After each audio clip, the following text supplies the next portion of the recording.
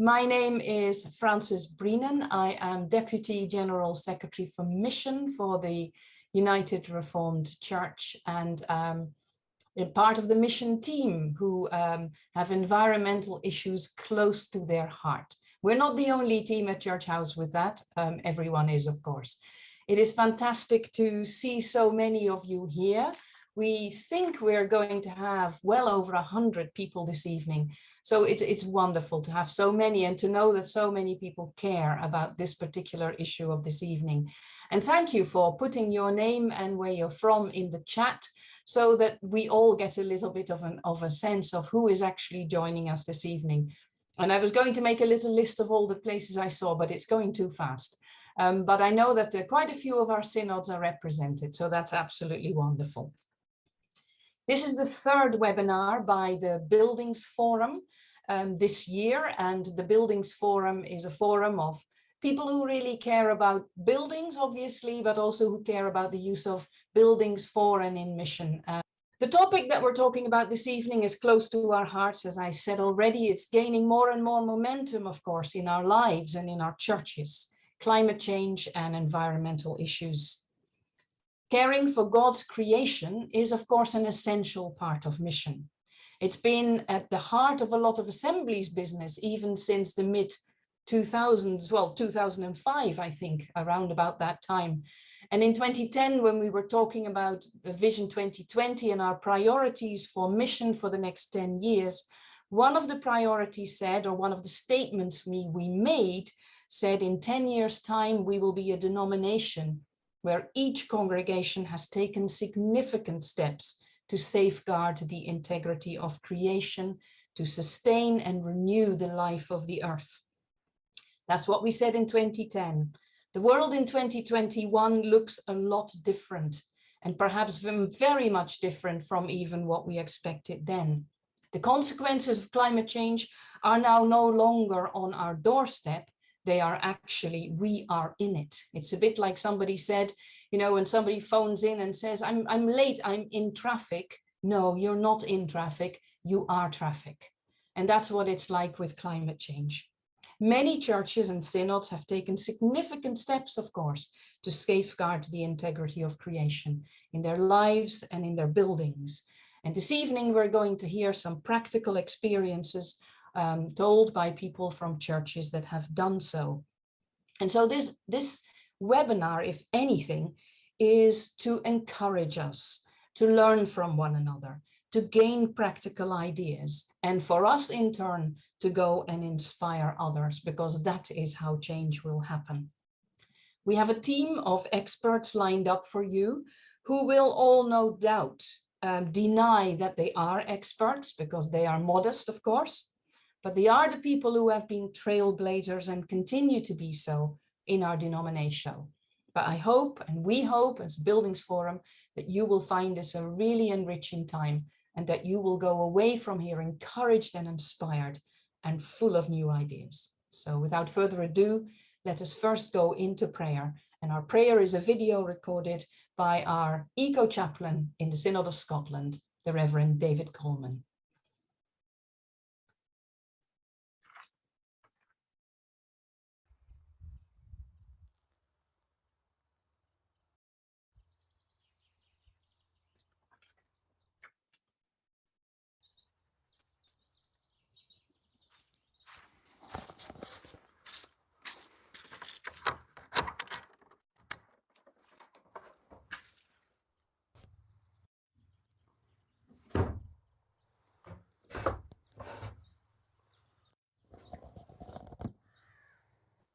Let's share a prayer for COP, the United Nations Conference of the Parties to the United Nations Framework Convention on Climate Change.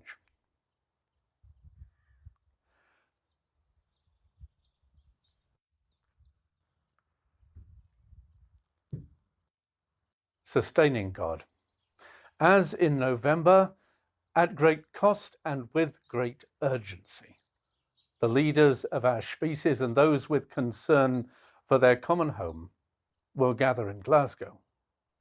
So we ask for your welcoming, affirming presence in the many layers of gathering which are part of that event. Give to those who make decisions a freedom from the burdens of a past, which have pushed us to this cliff edge.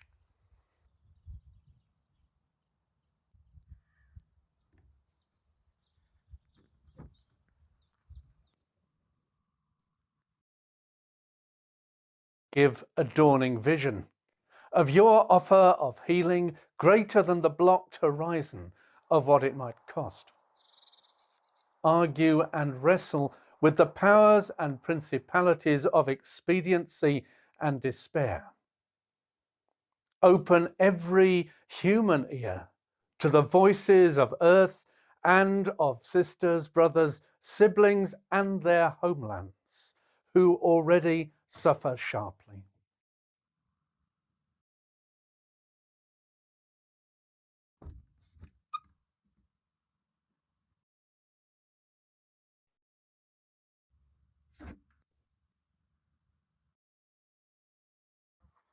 Save us from the despair of complacency and the toxic temptation when the visitors have departed to embrace business as usual, for that normal has gone.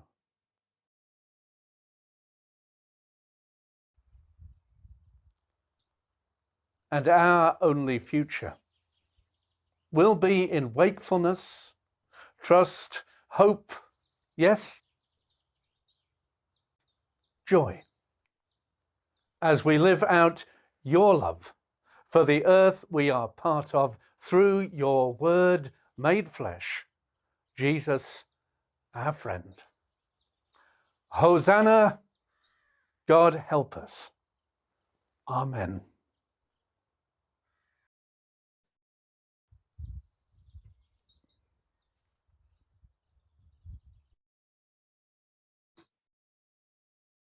Hosanna, God help us. Amen.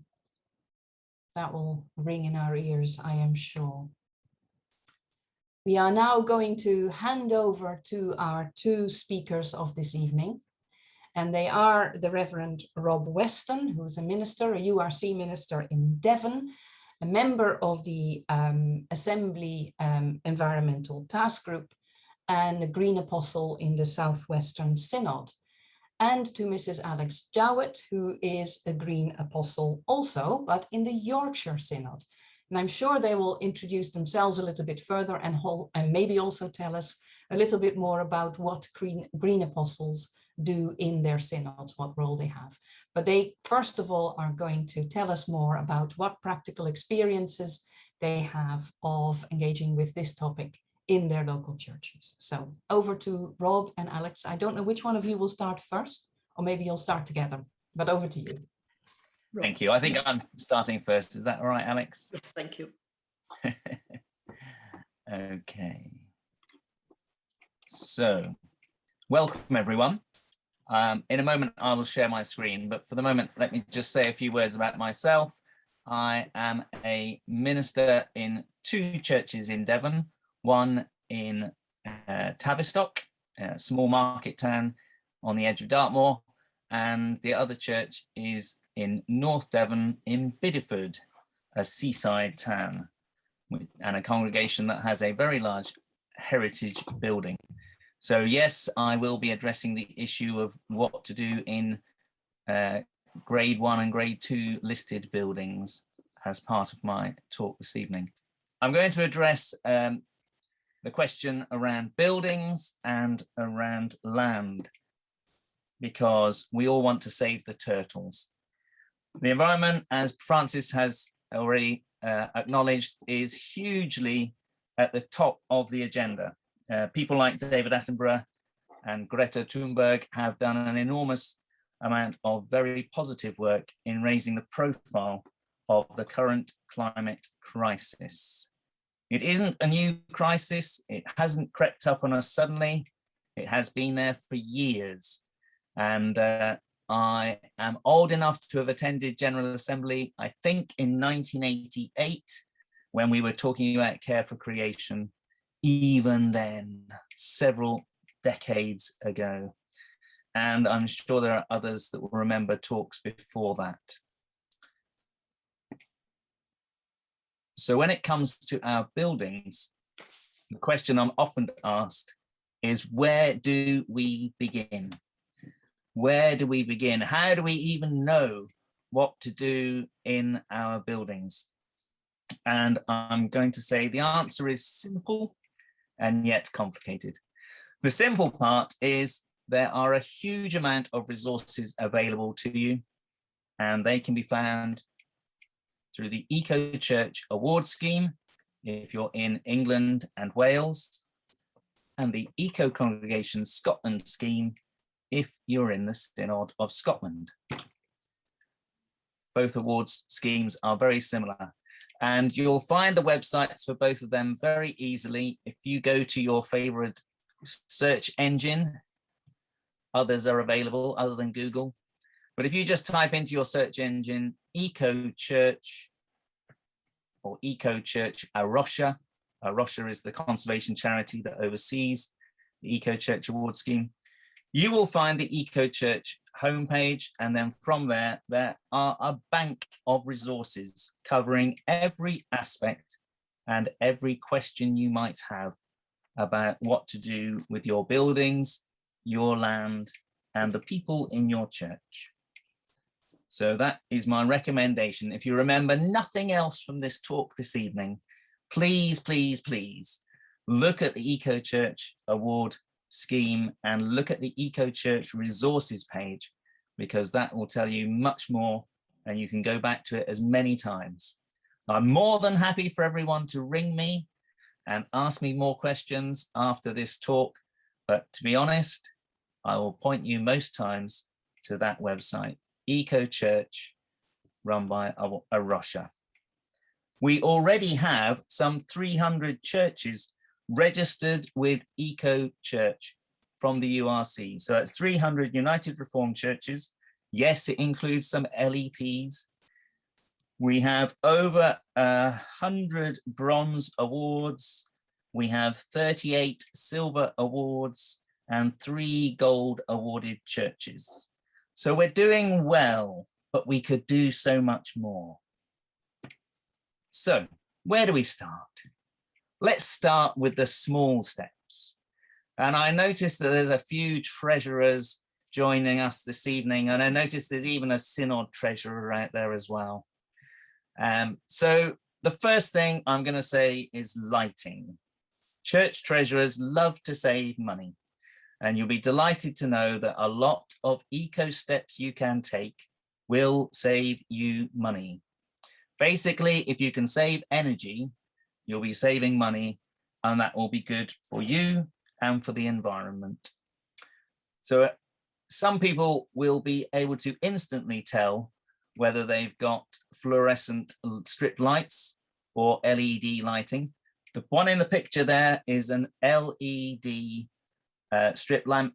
It uses less energy than your fluorescent tubes.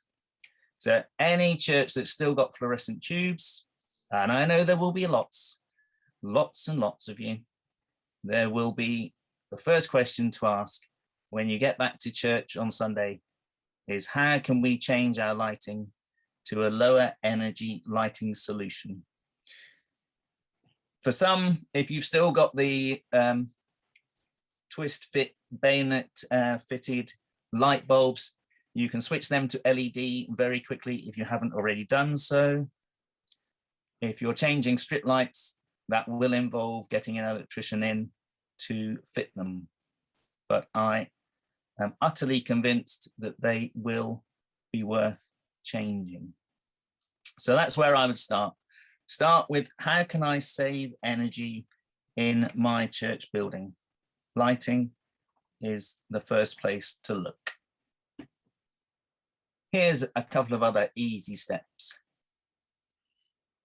What about your heating system in the church?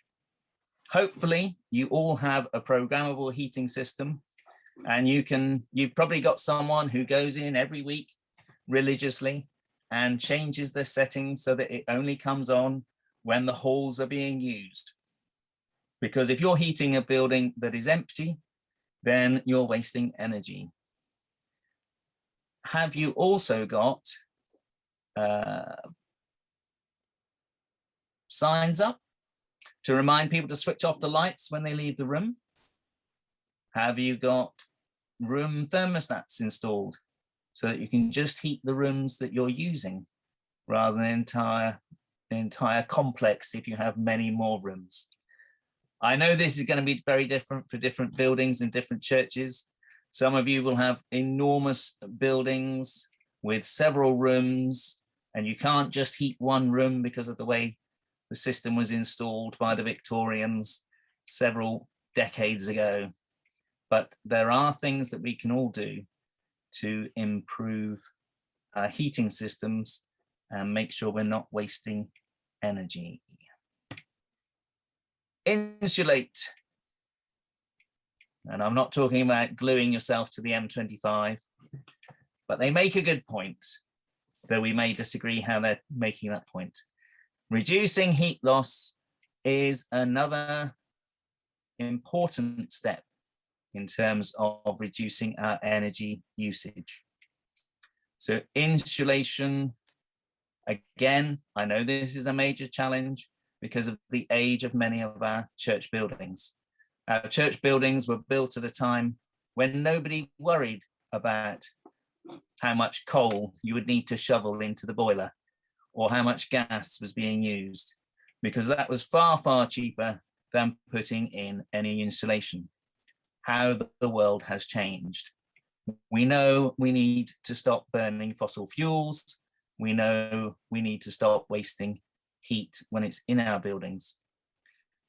So when it comes to reducing our energy consumption, and by doing so we reduce our carbon footprint, then insulation is an important step.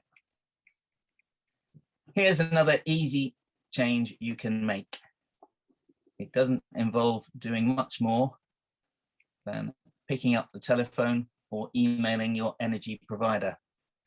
So switching your electricity supply to a green tariff. This might mean that you need to change supplier. It might mean simply contacting your existing supplier and asking them to switch you to their green tariff. Beware, I know I've got some experts who are listening in, beware that some are greener than others. But let's just, for the moment, say, for simplicity's sake, go for a green tariff. And that means you'll be reducing the amount of carbon we're producing. It might be more expensive, but some companies are able to offer green tariff at exactly the same price or a similar price. It is a price worth paying either way. And as I said earlier, reducing the energy lost, so by improving our lighting, our insulation, our double glazing or secondary glazing, anything that reduces the energy lost will reduce your energy bills, and that will also save you money. Ask for advice. I could have started here. Before you look at your buildings, you might invite someone in who's an expert in reducing carbon footprint. Almost every synod, I think I can now say every synod, has at least one green apostle. Their role is to support churches in becoming more eco-friendly. If you don't know who it is, contact your synod office. We meet only twice a year, the Green Apostles.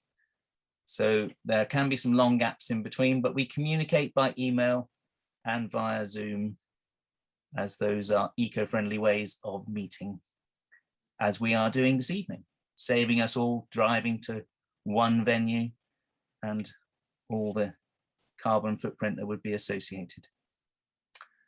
But there are also companies out there that can advise about issues like insulation, boiler replacement, double glazing, secondary glazing. There are many, many companies out there, and they will be delighted to come and give you some advice. Heritage buildings, I'm going to mention them again. They do need careful consideration, and anybody that's on a listed buildings advisory group will be watching carefully, I'm sure. But the good news is they can be made more eco-friendly, and you can get further advice from all sorts of heritage organisations and from your local authority conservation officer. The one from North Devon was extremely helpful when she came to inspect our grade 2-star building in Bideford. And as I said earlier, the Eco Church and Eco Congregation websites both have resource pages where they can advise you on all sorts of issues. You are not alone.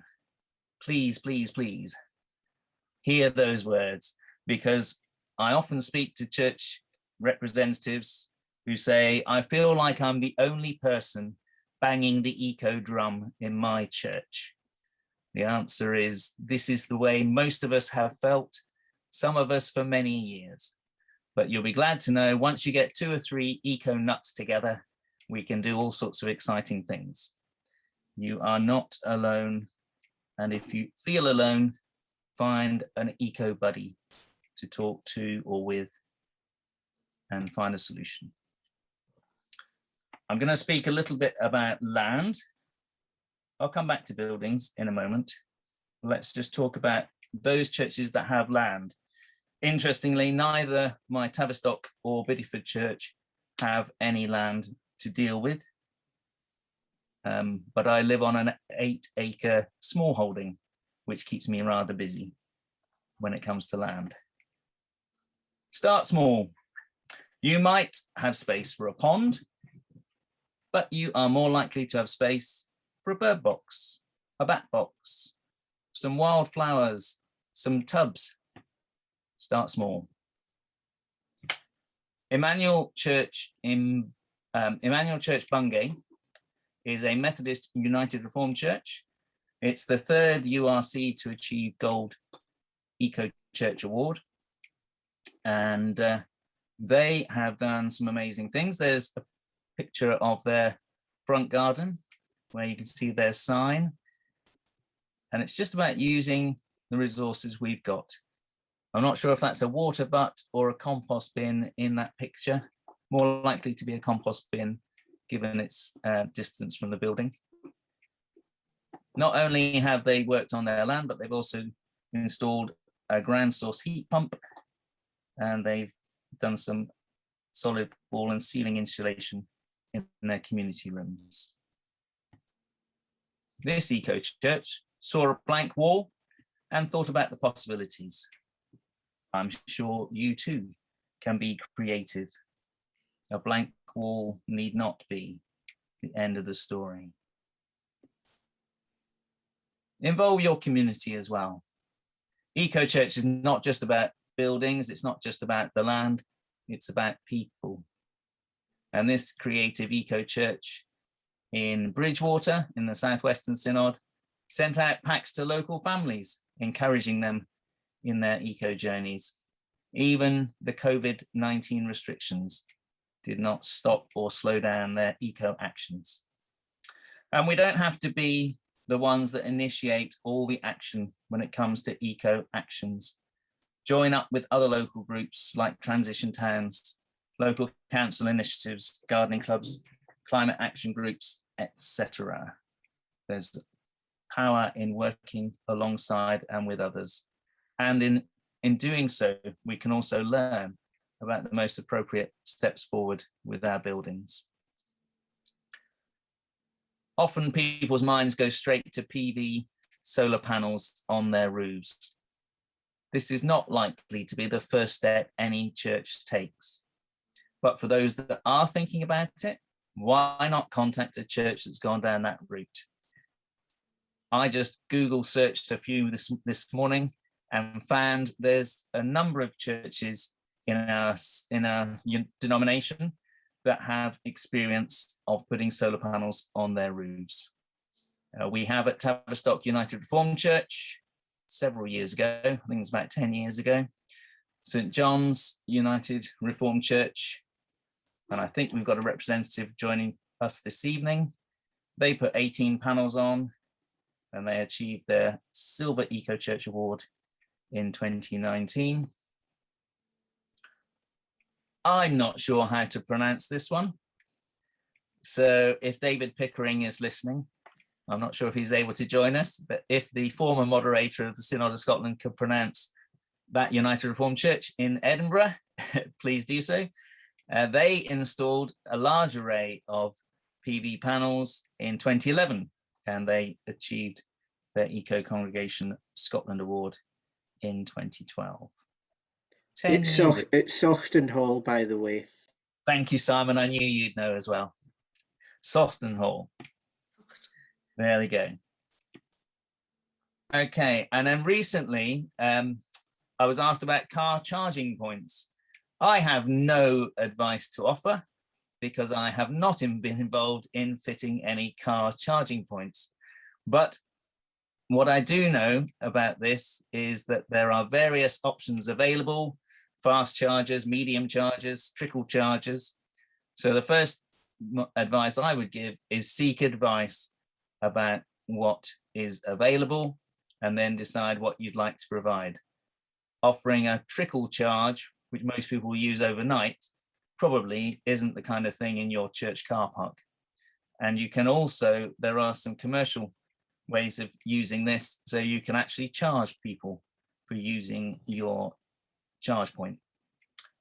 I know little about this. I'm not going to pretend I know everything. So if your church has already gone down the route of installing a car charging point, I'd be delighted to hear. But if you are just thinking about it, my advice is seek further advice. I think, oh yes, I just want to go back to Bungay. I'd not read a lot about this one, but I heard this from the Eco Church Network, and they have gone down the route of a ground source heat pump. It may be the route that others need to go in the future, air source or ground source heat pumps. And here we have a church that's already gone down that journey. They used the ground source heat pump to provide heating for their underfloor heating in their hall. Obviously, this is the kind of project that you wouldn't do next week. You would only consider if you were replacing your floor anyway. So something there to learn about. There are bigger projects, but these are not the way to start. Start small and then build up from there. That is my advice. Thank you very much, Rob. That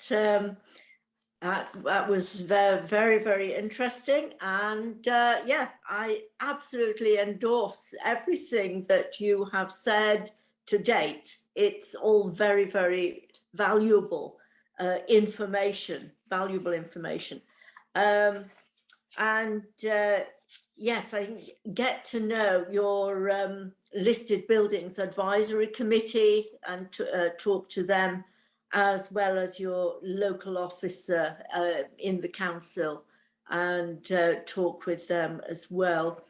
I would also go to links with the historic buildings committees. They do a lot of publications, and I was just looking at their insulation publication just the other day. Just something, I mean, it would be extremely difficult to achieve perhaps, but when you are installing insulation, such as into the ceiling or into the walls or your doors, etc., do make sure that with some of these older buildings, the Victorian style of building was really designed to have a current of air passing through it. So if you wrap it up too tightly, you could get in condensation issues arising. So be conscious of where your insulation is going, what kind of insulation you're getting, and with buildings such as stone constructions try to ensure that you've got a breathable material that sits alongside that the stone building. I'm not a construction expert by any means, but that's something to be aware of, is building in the ventilation properties into your building that the building actually requires as well. And one of the later things that you mentioned, Rob, was about the gas and gas boilers. And I would encourage any church that currently has gas boiler heating to explore other options that might be installable within your church. So it could be that it is the ground source heat pump, it may be air source heat pump, and the solar panels might well go along with that.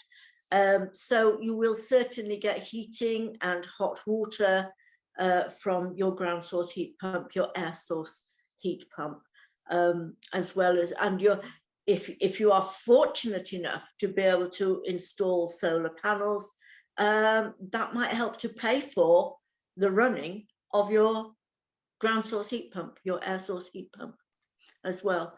There is a church close to where I am, and they are in a conservation area, but due to the construction of the roof, which was in a kind of W shape, they were able to put the panels on the sort of inside, if you like, of the roof of the inside of the W in the V shape, and in that way they could install solar panels. They would not have been allowed to put it on the outside of the roof where it was visible from the road, as that would have been in contravention of the conservation nature of the area.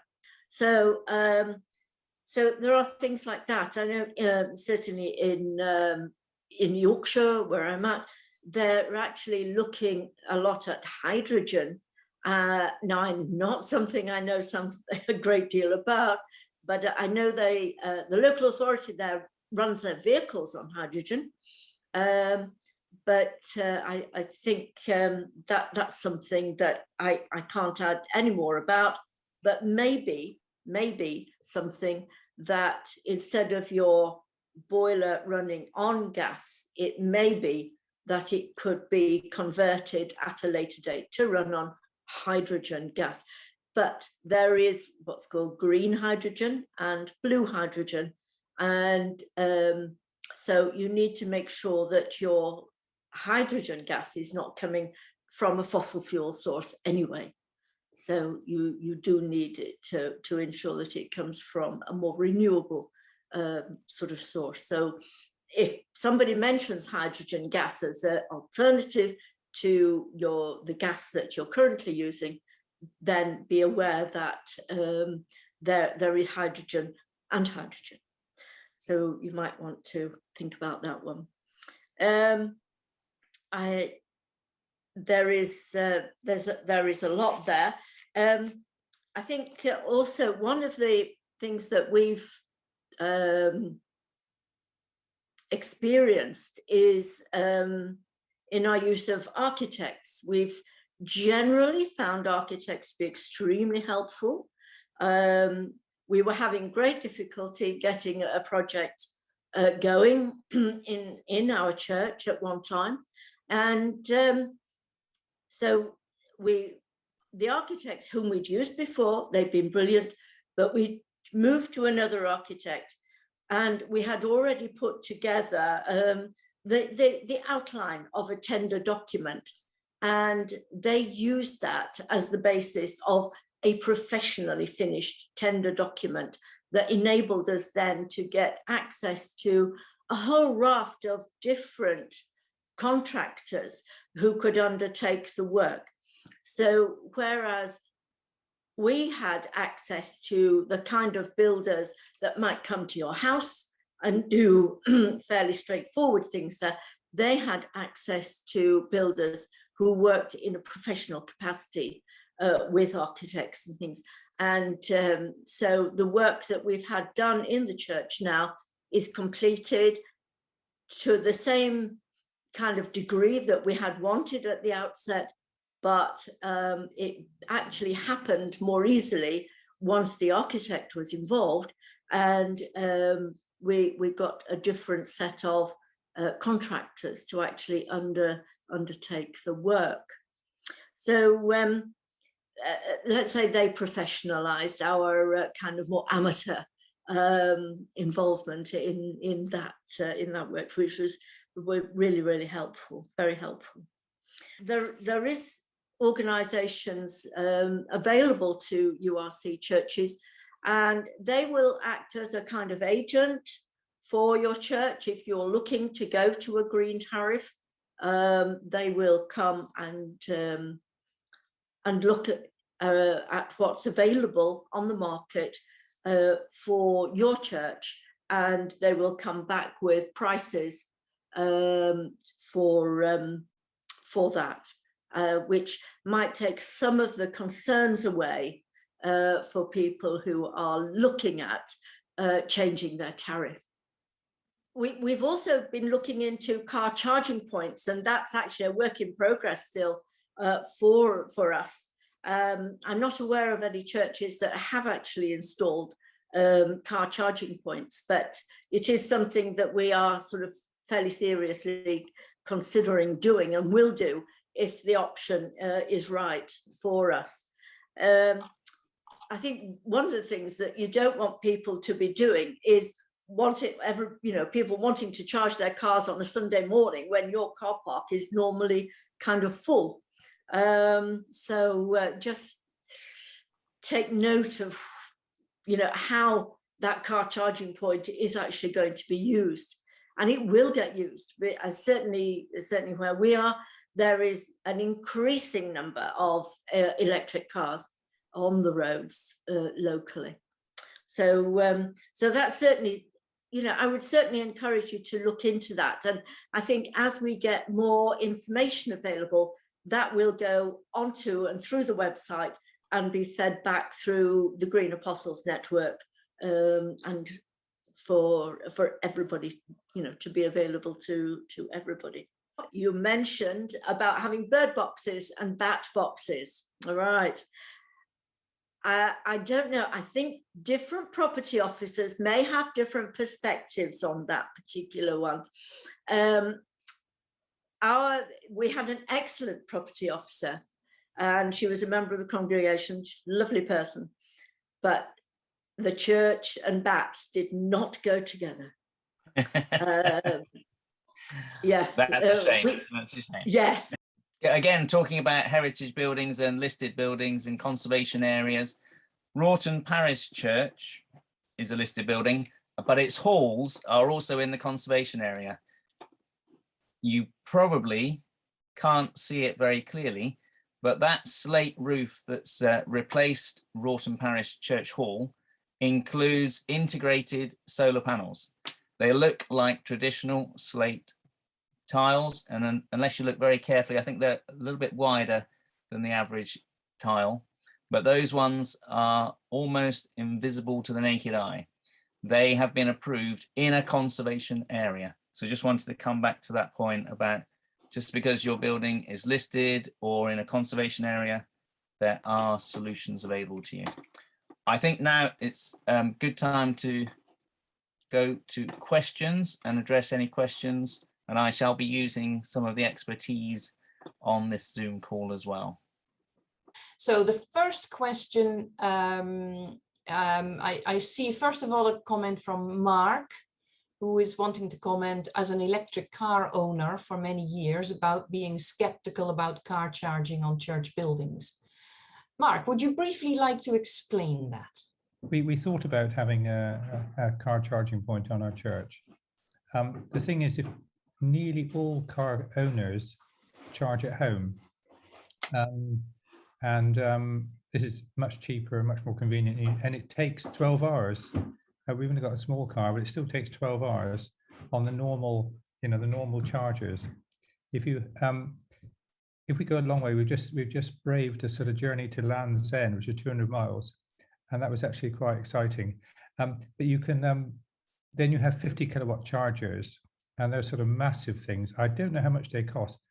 I would think tens of thousands of pounds. But that's a commercial thing, and they charged 40p a unit or something like that. It's I don't think I'm not certain there's a halfway house, and most people who drive their electric cars to church will not need to charge. They won't be going far enough to charge. Thank you very much, Mark. That's really helpful to hear. Janet is asking a question. How does one measure the church's carbon footprint?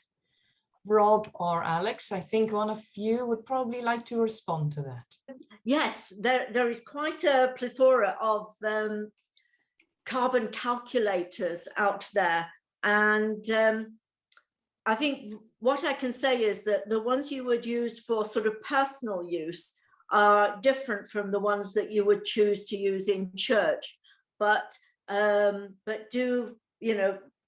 there's several. I think the best thing we can do with carbon calculators is, if it's all right with the sort of organisers, we can send a list of carbon calculator organisations, and you can have a look at those and sort of pick and choose. I've just sort of picked out one or two because the Carbon Trust do one. 360 Degrees Carbon Stewards, they do one. And the URC organisation, they've got a website as well. To go a little bit off piste, the Leeds Anglicans, I know, have a lot of information there about carbon calculators, and that was done in conjunction with the university. And I was on the committee with them as the URC rep on that committee for a while. So we talked about that for a long time. So there's quite a number. Energy Saving Trust as well, and they are very helpful. But if it's all right, I would, rather than sort of go into specifics at this point, I'd rather just send a fairly short list to you for distribution, if that's all right later. Does that sound? I've already put one in the check. You mentioned the 360 carbon.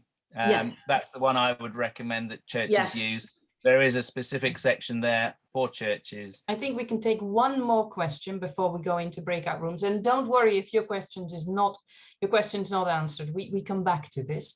There were some questions about water meters. I think several people have responded to that. So the one I would like to take is from David Fisher. Does anyone have a rule of thumb as to the area of PV panels needed to power a heat pump to heat a typical URC church building to provide zero carbon for heating? Okay, I'll answer that one. I think the problem, David, is there is no such thing as a typical URC church building. Therefore, it's very much an individual church will have to work out. It will depend on the size of the building that you're trying to heat, and you'll be able to work that out from your normal heat, your normal energy consumption. So that's quite a complicated question to answer.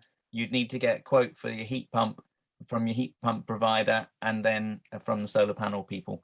But it's a very sensible way forward. I think as we move away from a gas reliant country, 80% of homes are heated by gas at the moment. So this government faces a huge challenge to switch, the vast majority of home owners to a different form of heating.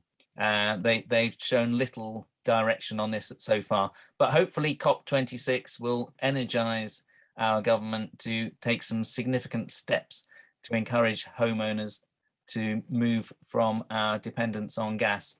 And no doubt the increase in gas prices recently has just given us a shot over the bows, as it were, a warning sign that actually increasingly it will be more and more cost effective to move away from the gas boilers.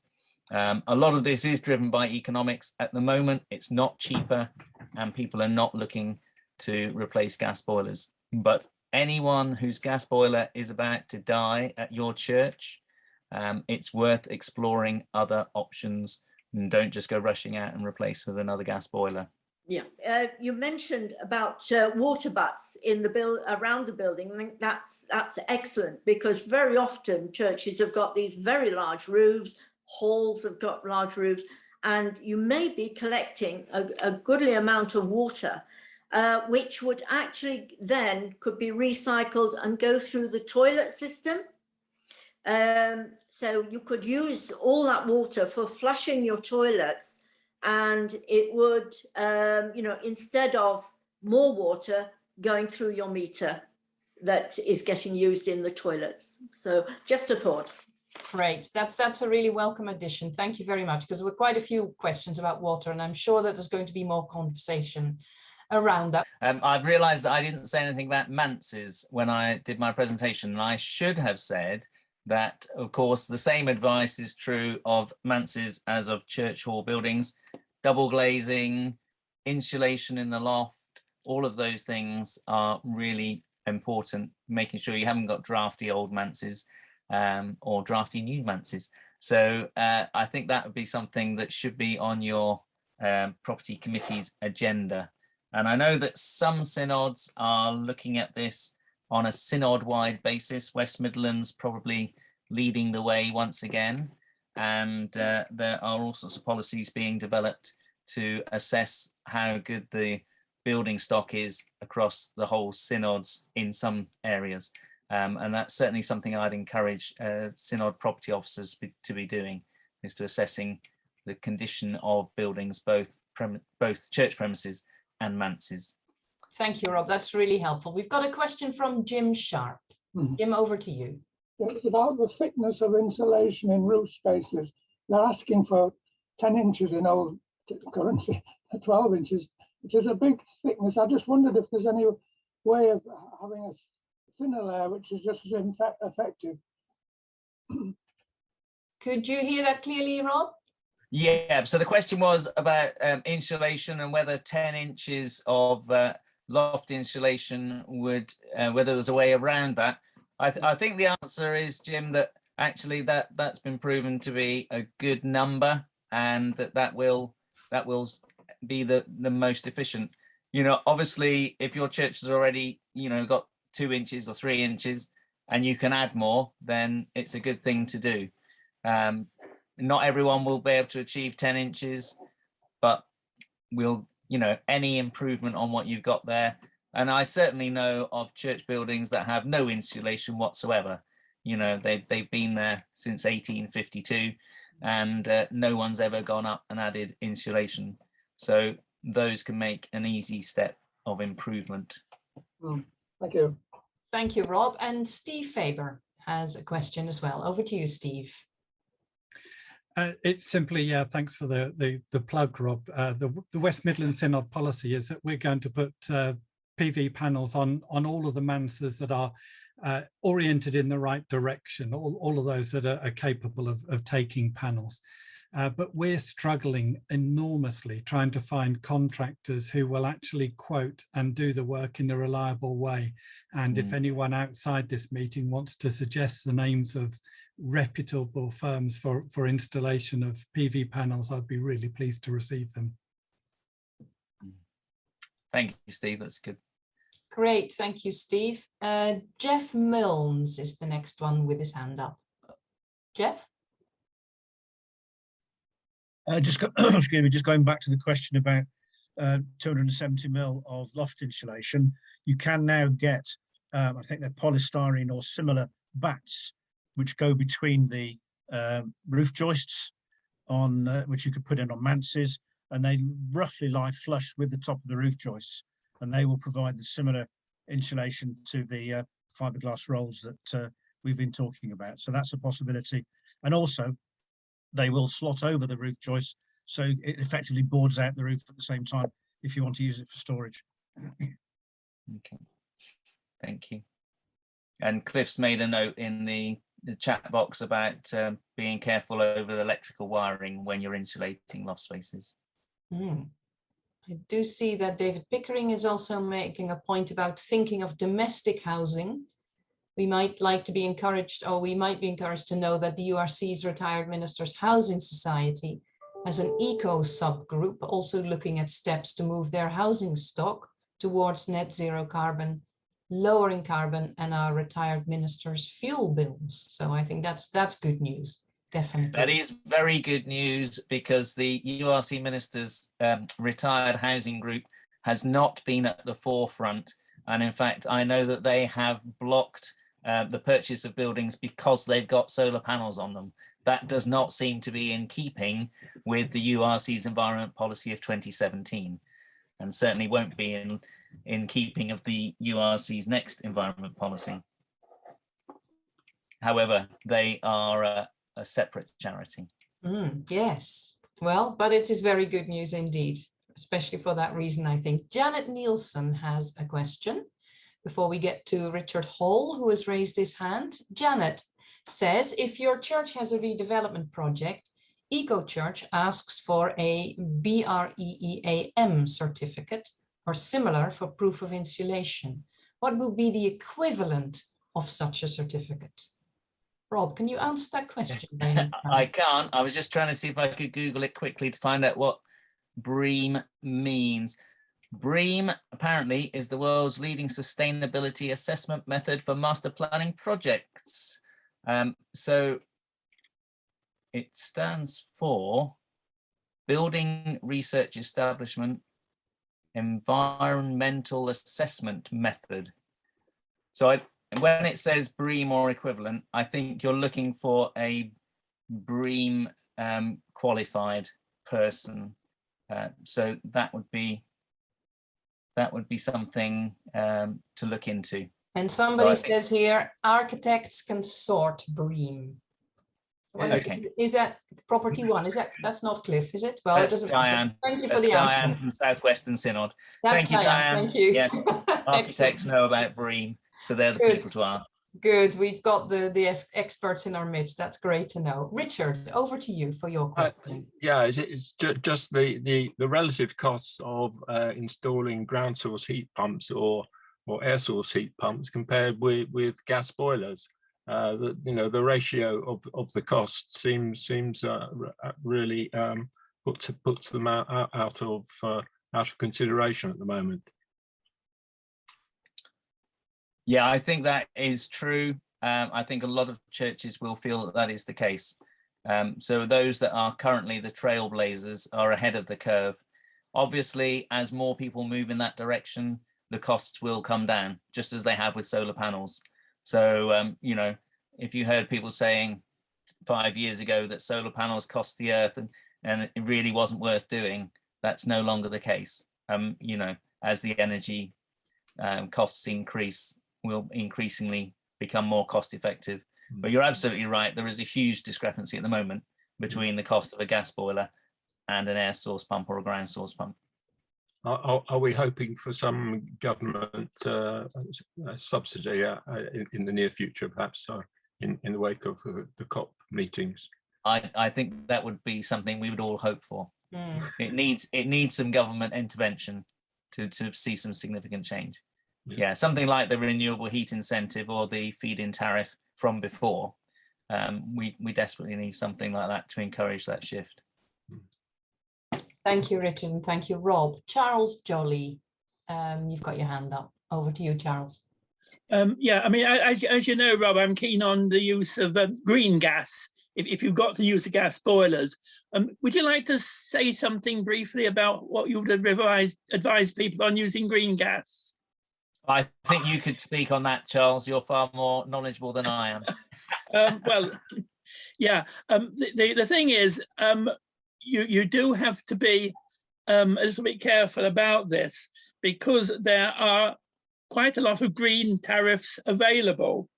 And in our church, we did get onto a green gas tariff, which then means, of course, that you're not sort of producing your carbon footprint to the same extent.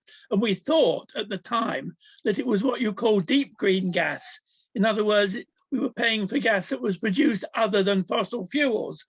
You can produce it from grass and various ways like that. Unfortunately, we found afterwards that it was ordinary fossil fuel gas that we were paying for, plus some offsetting that they were applying. But at least if you're offsetting the carbon that you're generating, it's better than not offsetting it at all. But if you want dark, really deep green gas that is not fossil fuel, it is quite expensive. But of course, if you do that, then you're not adding to your carbon footprint really by using gas. And it is something worth considering about and maybe chatting to your green apostle about. Charles, do you know the supplier of the deep green gas?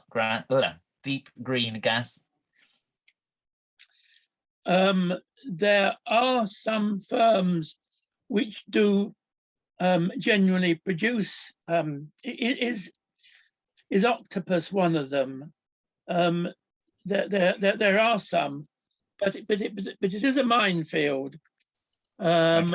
I would need to do a bit of research as to exactly what the position is now, and I might well find myself in a lawsuit with a green gas supplier. So it's worth looking at, but do be careful and make absolutely sure if you're buying green gas that you know you're either buying genuinely green gas or ordinary gas with some offsetting added to it. Thank you. Thank you very much. There are two more hands up, two more questions. There's also a lot of interesting stuff going on in chat. I noticed Cliff has answered the question about BREEAM, and Alex asked a question about your own offsetting. That's also being answered. So keep your eye on that. There's a lot of information there, which I hope we can gather and distribute at the end of this, or through Carol, through whom you've signed up for the webinar. But over to David now. David, you've got your hand up. David Skip. All I wanted to say was that changing your supplier for electricity at the moment is very, very difficult because of the volatility. We have a new building going up. We can't even get a meter installed at that building. So just be aware of that. And the cost is quite significant now in getting suppliers in, let alone anything else. So if you do change, deep green, I think Octopus was one of them that we looked at for that church. But we could only go to the 5 big ones, E.ON and EDF and others like that, British Gas, to get a supply because none of the others would touch it. So just be aware of that. Maria was asking about resources for Eco Sunday services. There are absolutely loads of resources out there at the moment. We saw that video clip that was produced by, remind me of his name, David Coleman. David Coleman has produced a whole load of stuff with Eco Church, Eco Congregation Scotland. So they have got a bank of resources. You'll also find stuff on very many other websites as well. So just search for Climate Sunday resources or Eco Sunday resources, and you'll find that there is something in the latest routes. Thank you, Fiona, for reminding about that. Yeah, so, yeah, I'm sure that if you go to the JPIT, the Joint Public Issues Team website, you'll find resources there too. Thank you, Simeon. Oh, Simeon's there already. I said it before I saw that, Simeon. I hope you noticed. So there you go. There is a plethora of material available, and it's all great. Yeah, and shall I just say the Eco Church Award Scheme covers far more than just buildings and land. That's just 2/5 of their work. When you go for an award, you have to work through lots of other processes, and that covers things like worship and what you're using in your worship resources, in your prayers, in your magazine articles, etc., and how you're engaging with your local community, your other groups like Transition Town, so that you're raising awareness and encouraging other churches in your area as well. So all of those things are part and parcel. Thank you, Rob. John Evely, you've got your hand up. Yeah, thank you. I was interested in Rob's slide of the parish church, Rawton Parish Church. We are a Grade 2 listed building, and we've got to replace our roof in the next 2 or 3 years, and there's quite a few of it. Well, there's some of us are saying that this is obviously the opportunity to get solar installed on our roof. But I've seen obviously things going through the chat saying how difficult it is with a Grade 2 listed building in a conservation area. But I've also heard other people saying that, like the Rawton example, that actually planning officers are now taking a much more lenient view. Is there any sort of specific advice? I'm coming from this because I know we're going to have some resistance towards putting solar in, because people will think it will detract from the architectural beauty of the church and what have you. But it seems too good an opportunity to miss if we're replacing the roof to not go down this line. So I just wondered if there is any sort of official advice that we could muster. In the chat, John, you'll see that Diane, who was at that church in Rawton, she's happy to put you in touch with the lead officer at Rawton Parish Church, and you can find out how they went about it. I think you're on the right lines, though. You need to get backing of your church so that the church meeting can say, as one mind, this is something we want to do, and this is, these are the steps we'll take in order to meet the requirements of the fact that this is a special heritage building. So I think those are the things to start with, and then just go from there. Talk through with your conservation officer, and of course your listed buildings advisory group in your synod. Yeah, brilliant. Thank you. Okay. I think what I wanted to follow up on was something that Rob had said about there is more to eco-church than just the buildings or the land, and there is, but also to say that actually this is something that through such as buddies again that Rob mentioned, that this is something that the entire church can be involved with. And I think that's really important. It isn't something for a wee group of people just to sort of be in a corner and deal with this. It is something to spread across the whole church through not just worship, but there may be those more interested, not in buildings, but in community and global work, as well as that sort of personal lifestyle, which does involve everybody within the congregation, and indeed maybe sort of wider than that as well. So people shouldn't imagine that this is something they've got to do as a very small group, but make sure everybody's involved with it somewhere. Thank you. Thank you very much, Alex. We are going to conclude this part of our program with a video. It's a video from Eco Church, and in it you will hear Helen Stevens speaking, who is the Church Relations Manager for A Rocha UK and Eco Church. And after that, we'll come back and close this webinar. We live on a stunningly beautiful planet, and we're privileged to share it, not just with the rest of humanity, but with millions of other species for whom this planet is home, our common home, as Pope Francis calls it. I'm Helen Stevens, and I work for the charity A Rocha UK, which runs Eco Church, something that I'm going to tell you about over the next few minutes. It's a scheme to help churches care for creation through every aspect of church life. God made this earth, looked at all he had made, and declared it very good. Yet we know that we are facing multiple and unprecedented crises which jeopardize the future of life on Earth. Climate change is happening apace. In 2018, the Intergovernmental Panel on Climate Change declared that we had just 12 years in which to limit carbon dioxide and other emissions to prevent temperatures rising above 1.5 degrees centigrade, above pre-industrial levels. And even that level of warming would result in catastrophic effects across the globe. It's not just human life that's being threatened, but 1 million species on the planet face the risk of extinction from climate change, habitat loss, and environmental degradation. As a church of God's people called to care for the earth and to love our neighbours, we must act now. EcoChurch was launched in 2016 to provide a framework for churches to take action to celebrate and care for the earth across 5 key areas of church life. Worship and teaching is foundational. Can we look together at what the Bible says about the earth, from creation through to restoration?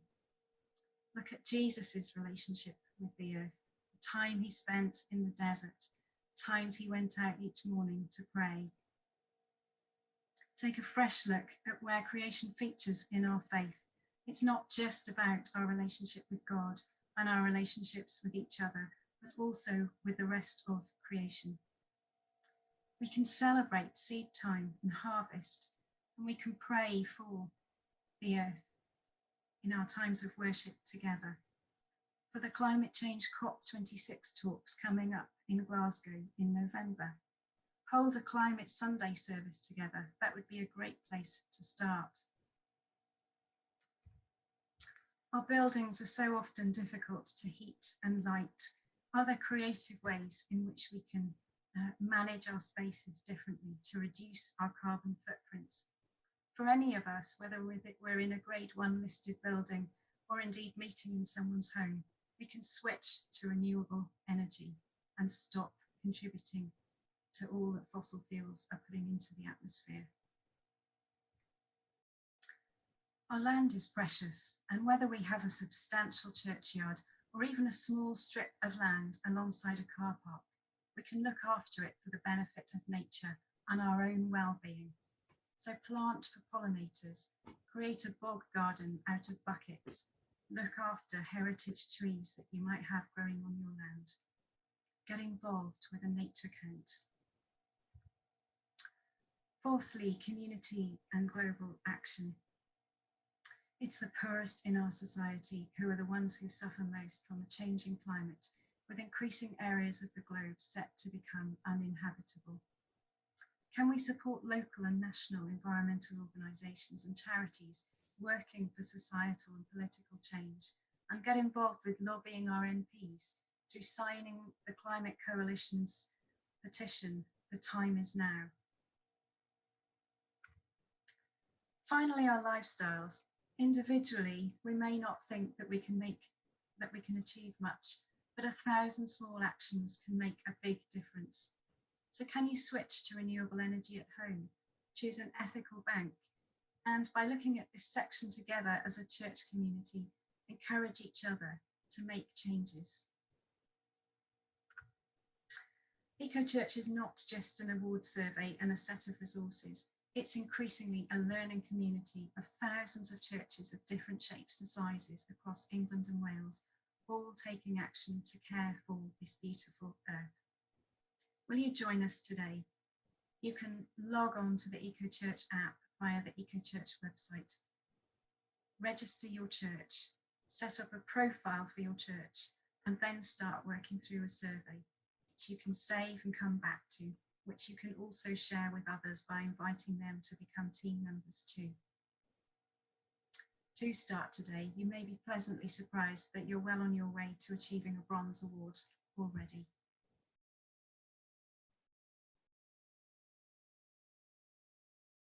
Thank you. And that was a really helpful video, not only in summing up what we've talked about this evening, but also in the things that actually we can do. And Pat has asked the question, is the video available? I would like to show it at church meeting. I'm sure there must be a web link, a website, I should imagine on the Arosha website itself, where we can actually find it. But if somebody here knows it, can you maybe put the link in the chat or let me know so that I can say it later, or we can make sure that Pat can get this information.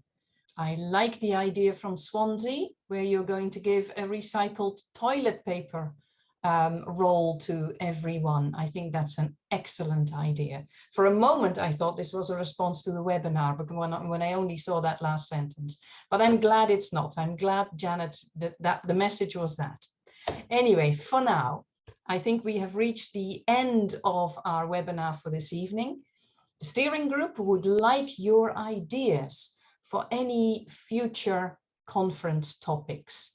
We want to make sure that this is going to be relevant to what you do. And I think if tonight has been anything to go by, and the responses from everyone and the really practical questions and advice, I think you found that really useful. And we want to make sure that these webinars meet your need where you are.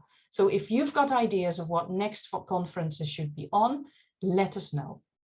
We also want to hear your good news stories and what you have achieved. Videos, stories, everything is fine. Please send it to us. I want to thank all of you for attending this evening. I want to thank in particular Rob and Alex for everything that they have shared with us this evening. It's been incredibly useful. And I want to thank David and Cliff and Steve for their organization of this webinar. Thank you all. Have a lovely evening and do join us again for the next one. And God bless you wherever you are, whatever you do, as you do whatever you can for the well-being of God's earth. Have a great evening. Thank you.